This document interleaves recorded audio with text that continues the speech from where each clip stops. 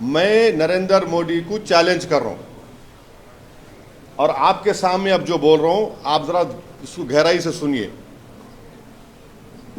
उत्तर प्रदेश में Kashi Vishwanath temple act है 1983, आप लिख लो ये। उसमें सेक्शन 3 है।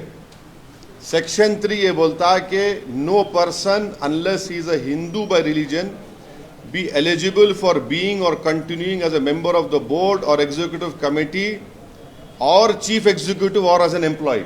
यानी काशी विश्वनाथ का सेक्शन 3 ये बोल रहा है कि वो जो हिंदू होगा बाय रिलीजन वही एलिजिबल होगा बोर्ड का मेंबर बनने के लिए, एग्जीक्यूटिव कमेटी का मेंबर बनने के लिए, सीईओ बनने के लिए और एम्प्लॉय होने के लिए। फिर आप वही काशी विश्वनाथ टेम्पल एक्ट 1983 में सेक्शन 6(3) देखो आप, जिसमें यह बोला गया है कि where a member of the board can not perform his duties as such by reason of the fact that is not a Hindu, the person available next below him in this behalf shall be a member of the board. यानी अगर कोई member अपनी duties को निभा नहीं सकता इसलिए कि हिंदू नहीं है तो किसी और को हिंदू को बनाया जाए। आप यहां पर क्या कर रहे हैं सेंट्रल वक्फ काउंसिल में और स्टेट वक्फ बोर्ड में? काशी विश्वनाथ बोर्ड का कोई हिंदू ही मेंबर बन सकता है, मुसलमान नहीं बन सकता। और याद रखिए हिंदू का डेफिनेशन आर्टिकल 25 में हिंदू, बौद्ध, सिख और जैन है। यहां पे क्या बोल रहे, सिर्फ हिंदू रहेगा, ना सिख होगा, ना बौद्ध होगा, ना आपका जैन होगा। फिर आप तमिलनाडु में आइए, Tamil Nadu Hindu religious and charitable endowments act 1959, उसका आप सेक्शन 10 पढ़ो आप। उसमें क्या लिखा हुआ है, the commissioner, additional commissioner, every joint deputy और assistant commissioner and every other officer और servant appointed to carry out the purpose of this act by whomsoever appointed shall be a person professing the Hindu religion and shall cease to hold office as such when he ceases to profess religion। यानी commissioner, Tamil Nadu में commissioner endowment board का, joint deputy और assistant commissioner, कोई भी officer और उनका employ जो इस एक्ट में अपॉइंट होगा उसको हिंदू रिलीजन का होना चाहिए, और अगर वो हिंदू रिलीजन का नहीं है तो ऑफिस में नहीं रहेगा। कौन सा सेक्शन है Tamil Nadu religious charitable endowment? Section 10। आप आंध्र प्रदेश में आ जाओ, आप आंध्र प्रदेश, तेलंगाना में भी एक्ट है वो। आंध्र प्रदेश वो एक्ट था 87 का, तेलंगाना में भी एक्ट है।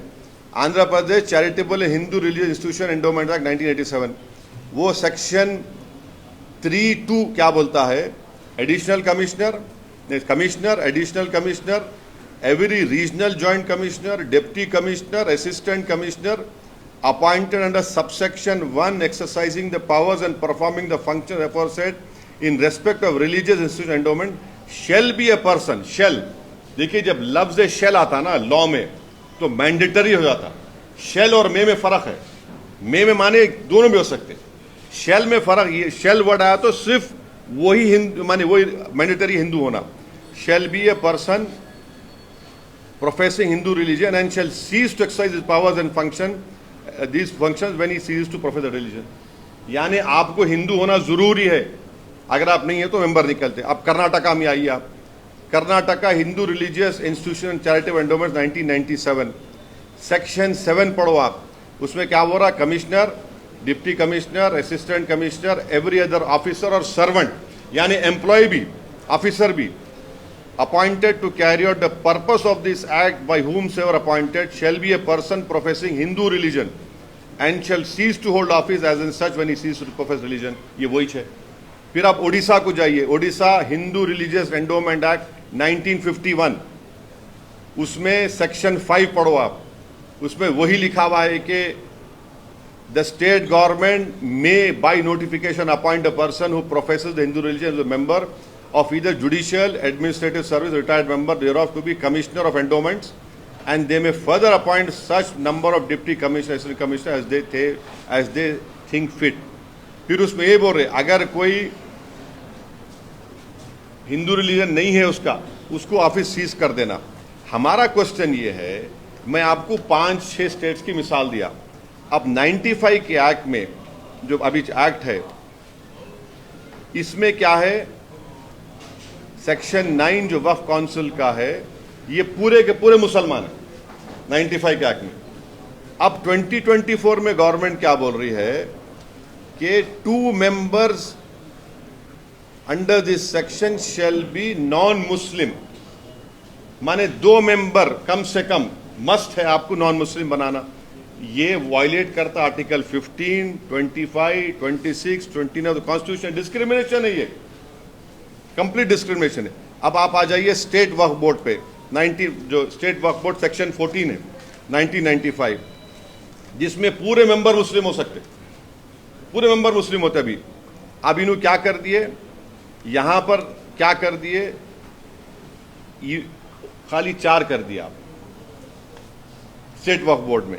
हमारा बोलना यह है कि भाई साहब, जब काशी विश्वनाथ के एक्ट में, हाँ, फिर आपके तमिलनाडु के Hindu religious charitable endowments act 59 में, आंध्र प्रदेश के charitable Hindu institution endowment act 1987, Karnataka के Hindu religious institution charitable endowment 1997, Odisha के 1951 एक्ट में, इन सब में बोला जा रहा है कि commissioner, assistant commissioner, CEO, employ तक हिंदू होना।